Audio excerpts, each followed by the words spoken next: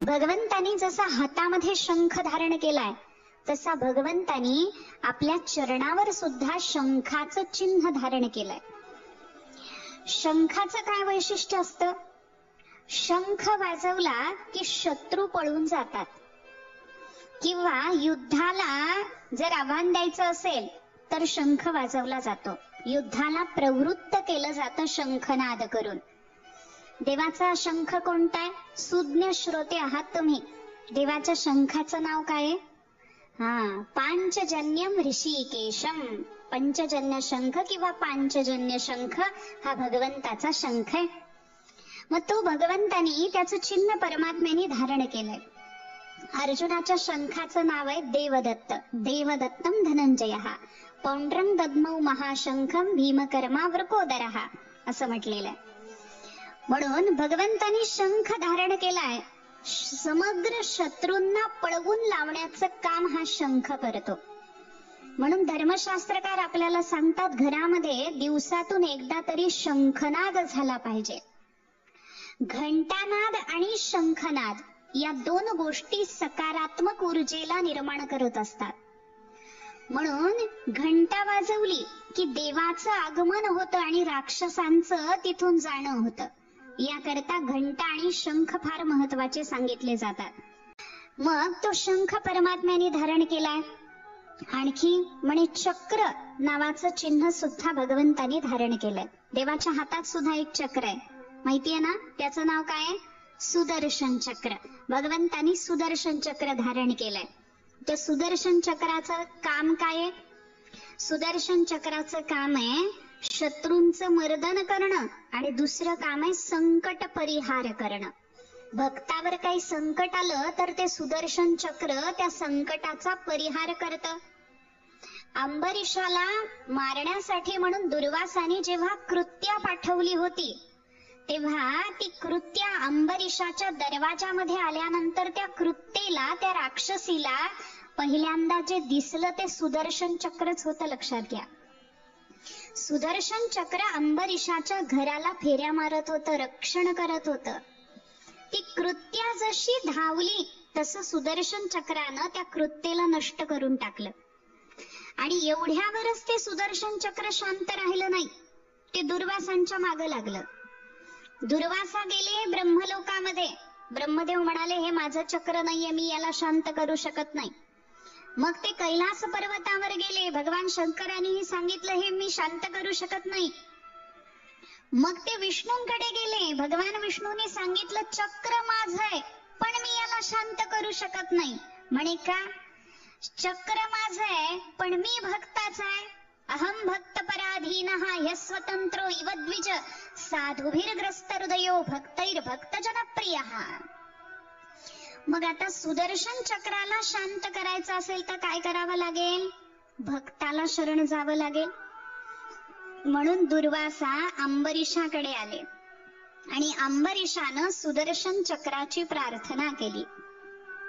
सुदर्शन नमस्तुभ्यम सहस्राराच्युत प्रिय. सहस्रार्या असणाऱ्या हे सुदर्शन चक्रा, मी तुम्हाला नमस्कार करतो. अच्युताला तू प्रिय आहेस. म्हणून सुदर्शन चक्राची स्तुती केली आणि मग ते सुदर्शन चक्र शांत झालं. या सुदर्शन चक्राने फक्त अंबरीषाचंच रक्षण केलंय असं समजण्याचं कारण नाही. कुणाचं रक्षण केलं? आणखी वर्णन केलंय संत मालिकेमध्ये. तुकोबाराय होते ना, तुकोबारायांचं रक्षण सुद्धा अनेक वेळा या सुदर्शन चक्रानं केलेलं आहे. तुकोबारायांवर अनेक आपत्ती यायला लागल्या होत्या. दुष्काळ पडला, अन्नान्न दशा झाली, घरामध्ये गुरं होती तीही मरून गेली. मग बायकोच्या सांगण्यावरून, पत्नीच्या सांगण्यावरून, आवली आईसाहेबांच्या सांगण्यावरून एक बैल घेतला. म्हणे आता याच्यावर काहीतरी व्यवसाय उद्योग करू.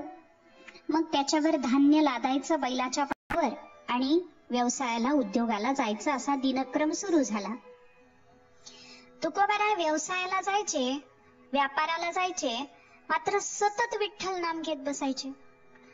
आता ज्याला काही विकायचंय त्याला बोलायला यावं लागतं की नाही हो? गिराईक पटवावं लागतं की नाही? गिराईकाशी बोललंच नाही तर गिराईक घेईल कसं? घेणार नाही. हे सगळा माल मांडून ठेवायचे, पण विठ्ठल विठ्ठल म्हणत बसायचे.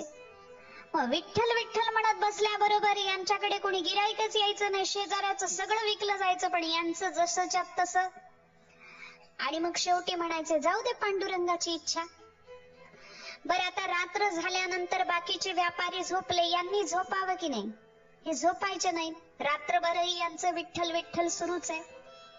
कबीर महाराजांनी म्हटलंय, कबीरा सोया क्या करे जागी के जपो मुरार, एक दिन सोना होवेगा लंबे पाव पसार. म्हणे कबीर महाराज सांगतात, झोपून काय करायचंय? उठा, जागे व्हा आणि भगवंताचं स्मरण करा. का? कारण एक दिवस असं झोपायचंय की उठायचंच नाहीये, कायमचं झोपायचंय. ती झोप लागण्याच्या अगोदर भगवंताचं स्मरण करून घ्या, असं कबीर महाराजांनी सांगितलंय. आणि त्या पद्धतीनं तुकोबाराय सतत विठ्ठल नामस्मरणामध्ये असत. लक्षात घ्या, क्षणाचं महत्व हे साधून जाणलेलं असतं. त्यांच्या दृष्टीनं आयुष्याचा क्षण ना क्षण मूल्यवान असतो, मौल्यवान असतो. आपले तासनतास सहज वाया जातात आणि आपल्याला त्याचं वाईट सुद्धा वाटत नाही. लक्षात घ्या, म्हणून साधूचा क्षण अनमोल असतो, अनमोल. प्रत्येक क्षण भगवंतामध्ये त्यांनी लावलेला असतो. मग हे जपत बसायचे विठ्ठल विठ्ठल, बाकीच्यांना त्रास व्हायचा. सकाळी काकडा करणारे माणसं घराच्या शेजारी असले की शेजाऱ्यांना राग येतो. भजन करणारे शेजारी असले की ज्यांना देव आवडत नाही त्यांना राग येतो. काय टाळं वाजतात म्हणे, यांना काही काम नाही, उद्योग नाही, धंदा नाही, सारखं बसलेले नुसतं विठ्ठल विठ्ठल म्हणत, असा राग येतो शेजाऱ्यांना. मग सगळ्या व्यापाऱ्यांना सुद्धा राग यायचा आणि तुकोबारायांसोबत कोणी राहत नसायचं. मग सगळ्या व्यापाऱ्यांनी ठरवलं, उद्या आपण लवकरच याला सोडून निघून जायचं. आणि मग सगळे निघून गेले आणि तुकोबाराय एकटेच राहिले. जेव्हा सामान तर विकलं गेलेलं नव्हतं, ते सामान घेतलं, बैलाच्या पाठीवर टाकलं आणि निघाले. इतक्यात प्रचंड ढगांचा गडगडाट व्हायला लागला. क्षणात सगळीकडे अंधार पसरला, रात्रीची वेळ झालेली आणि आता धो धो पाऊस कोसळणार अशी स्थिती निर्माण झाली. आणि तेवढ्यात बैलाच्या पाठीवरची जी गोणी आहे ती खाली पडली. पडल्याबरोबर आता त्याला उचलणार कोण? मग आता भक्तावर काही संकट आलं तर भक्त काय करतात? भगवंताला हाक मारतात, भगवंताचा धावा करतात. तुकोबारायांनी विचार केला, गोणी पडलेली आहे, पाऊस येणार आहे, आता सगळं भिजणार आहे, आपल्या सोबत कोणी नाहीये, इंद्रायणी पार करून आपल्याला जायचंय, आता आपल्या हातात काही नाही, म्हणून भगवंताचा त्यांनी धावा सुरू केला. येई गा तू माय बापा पंढरीच्या राया. भगवंताचा धावा सुरू केला. आणि जेव्हा भगवंताची हाक मारायला लागले, देवाला दया आली आणि भगवंतानी एका व्यापाऱ्याचं रूप घेतलं. सुंदर धोतर घातलं, सदरा घातला आणि परमात्मा प्रगट झाले. प्रगट झाल्याबरोबर भगवंतानी मागूनच हाक मारली, अरे कोण आहेस रे म्हणे. तुकोबारायांनी गोड आवाज ऐकला, मागं वळून पाहिलं, म्हणे एवढ्या रात्री एवढ्या जंगलात हा एकटाच इथं कसा राहिला. तुकोबाराय बोलायला लागले की म्हणे मी इथंच राहतो म्हणे, देहू गावामध्ये, मी एक व्यापारी आहे, चाललोय म्हणे, पण माझ्या बैलावरची गोणी खाली पडलीये, उचलायला कोणी नाही. बरं झालं म्हणे तुम्ही देवासारखे भेटलात मला. भगवान म्हणायला लागले, देवासारखा नाही, देवच आहे मी. तुकोबाराय हसले आणि म्हणाले, हो, सर्वांमध्ये माझा विठ्ठल भरलेला आहे म्हणे, सगळ्यामध्ये माझा परमात्मा भरलेला आहे. मग सांगितलं, गोणी उचलायची आहे का? भगवंताने विचारलं, गोणी उचलायची आहे का? तुकोबाराय म्हणायला लागले, हो उचलायची आहे ना म्हणे. भगवंतानी ती गोणी उचलली, सहज लीलया त्या बैलाच्या पाठीवर टाकली आणि सांगितलं, चला म्हणे, आता तुम्हाला जिकडे जायचंय ना तिकडेच आम्हाला जायचंय. म्हणे तुम्हाला कुठं जायचंय? भगवान बोलायला लागले, सांगितलं ना, तुम्हाला जिथं जायचंय तिथंच आम्हाला जायचंय. तुकोबाराय म्हणायला लागले, मला देहूला जायचंय. म्हणे मलाही देहूलाच जायचंय. मला इंद्रायणी पार करायची आहे. म्हणे मला इंद्रायणीच पार करायची आहे. चला म्हणे, मग मिळून जाऊ, एकमेका साह्य करू, अवघे धरू सुपंथ, चला म्हणे.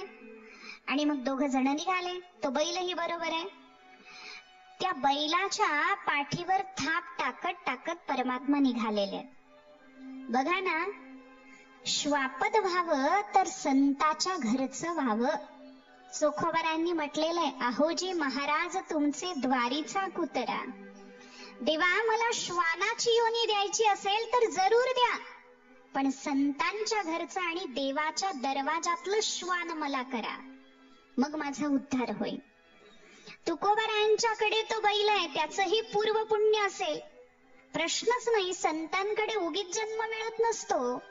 तुकोबारायांच्या त्या बैलावर, बैलाच्या पाठीवर परमात्मा थाप टाकायला लागले आणि निघाले. इंद्रायणीच्या काठावर आल्याबरोबर बघितलं तर इंद्रायणी तुडुंब भरलेली आहे. मग तुकोबाराय विचार करायला लागले, आता जायचं कसं.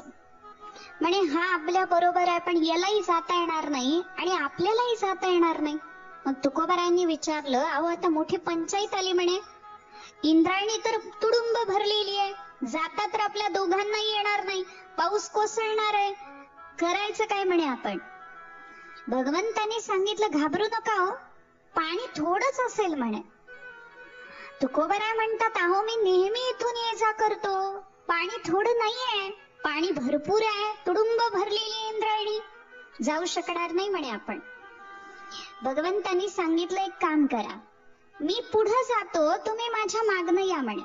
माझे पावलं किती बुडतात ते बघा, म्हणजे तुमच्या लक्षात येईल पाण्याची खोली किती आहे. आणि मग भगवान पुढे निघाले आणि भगवंतांनी आपल्या सुदर्शन चक्राचं ध्यान केलं आणि सांगितलं, सुदर्शना, या इंद्रायणीवर स्थित हो म्हणे. माझ्या भक्ताचा जिथं जिथं पाऊल पडेल तिथं तिथं तू असला पाहिजेस. आणि मग सुदर्शन चक्र आपल्या पूर्ण शक्तीनिशी इंद्रायणीवर प्रगट झालं. म्हणून आपली इंद्रायणी साधी नाहीये हो, भगवंताचा आणि भगवंताच्या चक्राचा स्पर्श झालेली ती इंद्रायणी आहे, लक्षात घ्या. आणि मग त्या इंद्रायणीवर सुदर्शन चक्र प्रगट झालं. भगवान पुढे चालायला लागले. भगवंताचे तळवे भिजतील एवढंच पाणी दिसायला लागलं तुकोबारायांना. आश्चर्य वाटलं तुकोबारायांना. आणि मग तुकाराम महाराज सुद्धा त्या भगवंताच्या माग माग माग निघाले. आता इंद्रायणी पार करून पुढे आता गावामध्ये प्रवेश करणार अशी स्थिती निर्माण झाली. तेवढ्यात वीज चमकली आणि तुकोबारायांचं समोर लक्ष गेलं. जो आपल्या बरोबर आलेला आहे तो आपल्या पुढे चालतोय असं तुकोबाराय पाहतात आणि समोर पाहिलं तितक्यात विजेचा प्रकाश दिसल्याबरोबर जो समोरचा व्यापारी आहे तो चतुर्भुज दिसायला लागला तुकोबारायांना. आणि जेव्हा शंख चक्र गदा पद्म धारण करणारे भगवान त्याच्यामध्ये दिसायला लागले, तुकोबारायांनी ओळखलं आपल्याला इंद्रायणी पार करून देणारा साधा व्यापारी नाहीये, सगळ्या जगाचा कारभार जो पाहतो असा अनंत कोटी ब्रह्मांड नायक माझा पंढरीनाथ परमात्मा माझ्या पुढे पुढे चालतोय. माझ्या पायाचे तळवेही बुडू शकत नाही तेवढं पाणी इंद्रायणीमध्ये मला जे दिसतंय ते पाणी कशामुळे दिसतंय, या इंद्रायणीवर माझ्या परमात्म्याने सुदर्शन चक्र लावलेलं आहे आणि त्या सुदर्शन चक्रावरून मी चालतोय.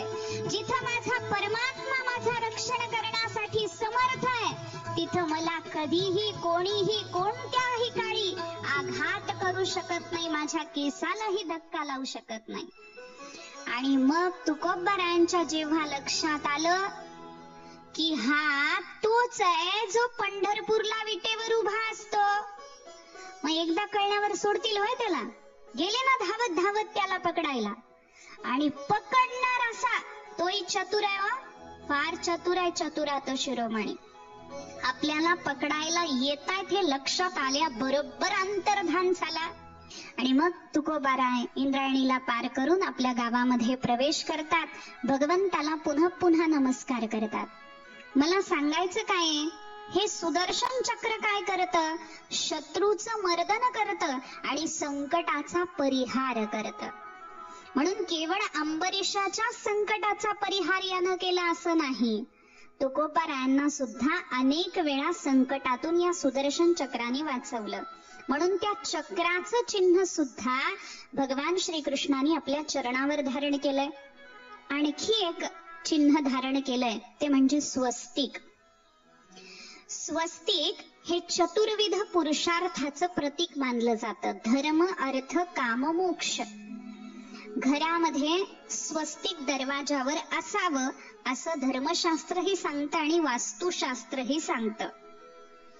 घराच्या समोर दरवाजावर स्वस्तिक असावं, त्यानं सगळ्या दिशांची शुद्धी होते.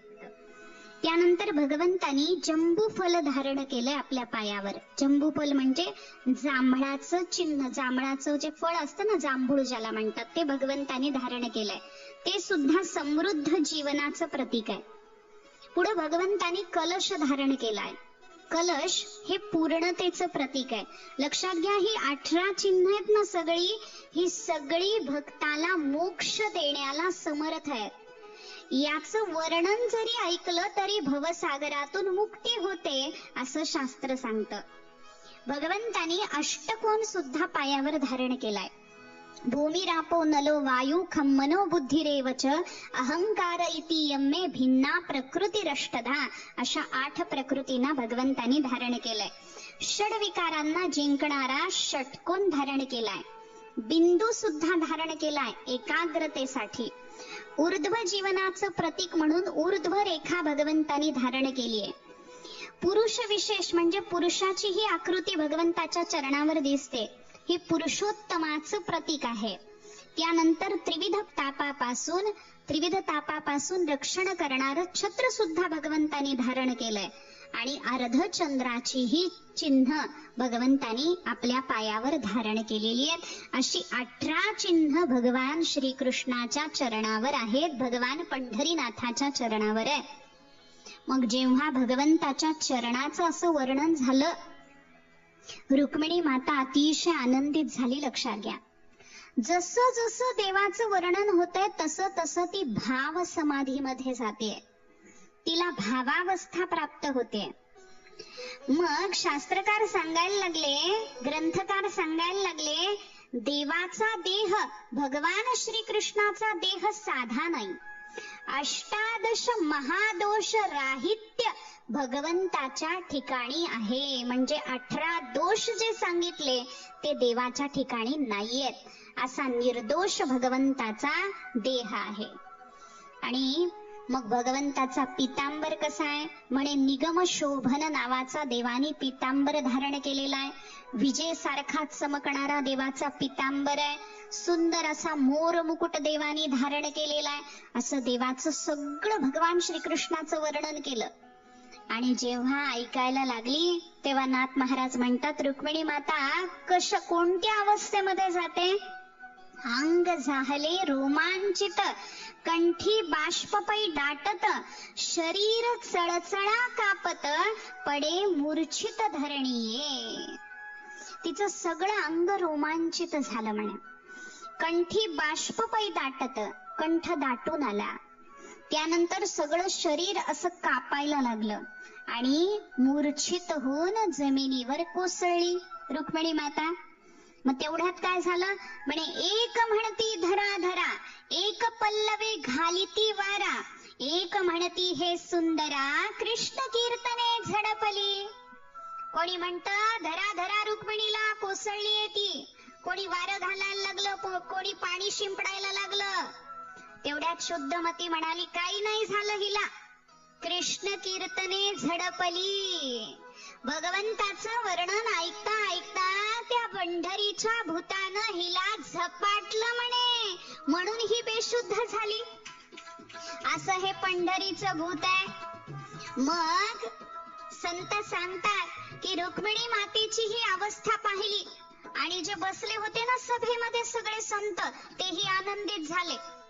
म्हणे, धन्य आहे शुद्धमतीची कूस, जननी जने तो भक्त जने या दाता या शूर, नाही तो जननी बांझ भली क्या खोवे गानूर. आईनं भक्ताला जन्म द्यावा म्हणे. मग रुक्मिणी माता बेशुद्ध का झाली? लक्षात घ्या, आपल्या शास्त्रामध्ये काही भाव सांगितलेले ज्याला आपण अष्टसात्विक भाव म्हणतो. ते अष्टसात्विक भाव दाटून आले की अशी अवस्था होते. त्यातला पहिला भाव सांगितलाय स्तंभ. कधी कधी एखादी अतिशय आनंदाची किंवा एखादी अतिशय दुःखाची बातमी समजली की अशी स्तंभावस्था, स्तंभासारखा खांबासारखा माणूस होतो. हलत नाही, डोलत नाही, बोलत नाही, काहीच करत नाही. अशी त्याची अवस्था होते. हा सुद्धा एक भाव आहे. पुढे सांगितलाय स्वेद म्हणजे घाम येतो.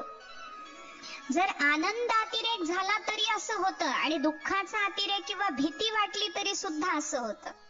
म्हणून स्वेद हा सुद्धा अष्टसात्विक भावापैकी एक भाव आहे. रोमांच अंगावर येणं. भगवंताची कथा ऐकली, भगवंताची भक्तवत्सलता ऐकली, अंगावर रोमांच उभे राहतात. लोक म्हणतात ना अंगावर काटा आला म्हणतात. तो अंगावर येणारा काटा कशाचं लक्षण आहे? हृदयामध्ये भक्ती प्रेम आहे याचं ते रक्षण आहे, लक्षात घ्या. याकरता रोमांच उभं राहणं हे सुद्धा अष्टसात्विक भावाचं एक लक्षण आहे. पुढे सांगितला स्वरभेद. जर प्रेमाचा भक्तीचा अतिरेक झाला तर शब्द असे कंपित येतात, सहज कृष्ण म्हणता येत नाही. मग क क क क श श श श अशी अवस्था होते. कृष्ण सहज म्हणताच येत नाही. स्वरभेद होतो प्रेमाचा अतिरेक झाल्यानंतर. कंप होतो वाणीला, थरथर थरथर असा आवाज व्हायला लागतो. वैवर्ण नावाचा भाव दाटून आला तर काय होतं? म्हणजे सगळं अंग पांढरं पडतं, सगळ्या अंगाला भस्म लावलंय का काय अशी अवस्था होते. कधी कधी अश्रू येतात. देव प्रगट झाला, भगवंतानी रक्षण केलं हे ऐकल्यानंतर अश्रू येतात की नाही डोळ्यामध्ये? ते अश्रू आले तरी समजावं आपण भक्त आहोत आणि एक ना एक दिवस भगवान आपल्याला उद्धरून नेणारच आहेत याच्यामध्ये संशय नाही. म्हणून अश्रू येणं देवासाठी हे फार चांगली गोष्ट आहे, लक्षात घ्या. पुढे सांगितलं प्रलय म्हणजे हालचाल रहित शरीर होणं, ज्ञान अज्ञानाचा विसर पडणं, देह तादात्म्य रहित होणं, अशी सुद्धा अवस्था निर्माण होते. त्याच्यासाठी भक्तिशास्त्रकारांनी म्हटलं चिंतात्र जागरोद्वेगो तानवं मलिनांगता प्रलापो व्याधिरुन्मादः मोहो मृत्युर्दशादश. प्रेमाच्या या 10 अवस्था आहेत. चिंता निर्माण होते, चिंता. ज्याला प्रेम होतं तो म्हणे सारखा चिंता करतो. मग त्याला सारखी ती आता सामान्य प्रेम असेल व्यवहारातलं तर ती किंवा तो आठवत असेल, आकाशाकडे डोळे लावून ते बघत बसतात म्हणे, आठवत बसतात म्हणे. चिंतात्र जागर, मग झोप येत नाही, रात्र रात्र जागणं होतं. हरिभक्ताला सुद्धा झोप येत नाही. तसं म्हणतात की ज्याला प्रेम होतं त्यालाही झोप येत नाही. उद्वेगो, मनामध्ये उद्वेग निर्माण होतो. मलिनांगता, देहाचा विसर पडतो. मग कधी देहावर अलंकार असले काय नसले काय अशी अवस्था होते. गोपिकांची ही अवस्था झाली होती. म्हणून तर गळ्यातलं पायात आणि पायातलं गळ्यात घातलं जात होतं, अशी अवस्था होत होती. अहो काय काय व्हायचं गोपिकांचं वर्णन करताना म्हटलंय, सासऱ्याला जेवायला वाढायचं सोडून बैलासमोरच ताट ठेवायच्या आणि बैलाचं खाद्य सासऱ्याला द्यायच्या, अशी त्यांची अवस्था व्हायची. भगवंताच्या वेणूचा हा चमत्कार होता. भक्तीत भाव निर्माण झाला की शरीराची शुद्ध हरपते आणि मग अशी अवस्था होते. तानवं मलिनांगता प्रलापो.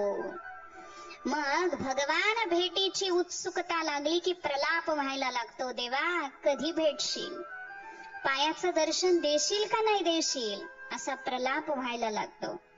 व्याधी, मग ती प्रेमावस्था अधिक वाढायला लागली की व्याधीच्या रूपानं ती बाहेर पडते. प्रलापोन व्याधिरुन्मादः मोहो मृत्युर्दशादश. मृत्यू सदृश्य वेदना त्या जीवाला व्हायला लागतात भगवंताच्या विरहामध्ये. वर्णन असं आलंय, चैतन्य महाप्रभू जेव्हा जगन्नाथपुरीला जायचे तेव्हा भगवान जगन्नाथाकडे बघून त्यांना एवढं रडू यायचं की ते जिथं उभं राहत असत तिथं पाण्याचं तळ निर्माण व्हायचं, इतके त्यांना अश्रू यायचे. कसा प्रलाप होत असेल लक्षात घ्या. देवाच्या शिवाय सगळं शून्य वाटायचं त्यांना. म्हणून मोहो मृत्युर्दशादश. आणि जेव्हा रुक्मिणी माता बेशुद्ध झाली, नाथ महाराज म्हणतात रायासी कळले चिन्ह. रायासी म्हणजे राजाला, भीष्मक राजाला कळलं. काय कळलं? ईस झाले कृष्ण श्रवण. हिला कृष्ण श्रवण झालंय, भगवंताचे गुण हिनं ऐकले. तेथेची वेधले असे मन. तिचं मन आता तिथंच वेधलं गेलंय. कृष्णार्पण हे करावी. आता काय करावं? हिला कृष्णार्पण करावं.